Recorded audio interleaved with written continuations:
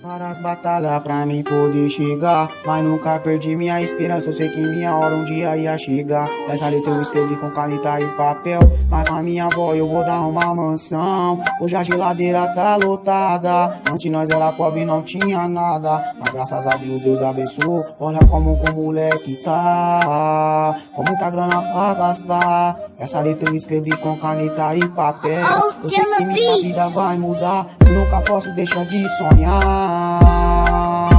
Deus abençoou, o moleque já venceu na favela. Eu sou vitorioso, da onde que eu vim, em becos e viela. Eu nunca vou sair daqui, na minha favela. Vale do Sol 016, o moleque é conexão. O bonde das casinhas, nós não admite falha. Nós é os verdadeiros, cantando na jornada. Pega a visão, hashtag sente o peso. Os moleque é vida louca.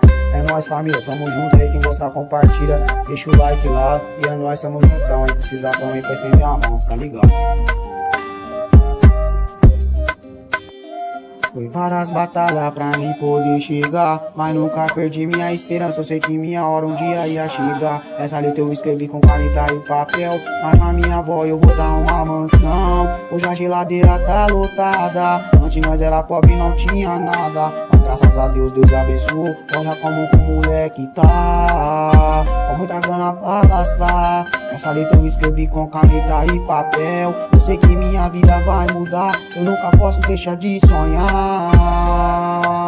Deus abençoou, o moleque já venceu na favela. Eu sou vitorioso, da onde que eu vim, em becos e viela. Eu nunca vou sair daqui, na minha favela. Vale do Sol 016, o moleque é conexão. O bonde das casinhas, nós não admite falha. Nós é os verdadeiros, cantando na jornada. Pega a visão, hashtag sente o peso. O moleque é vida louca.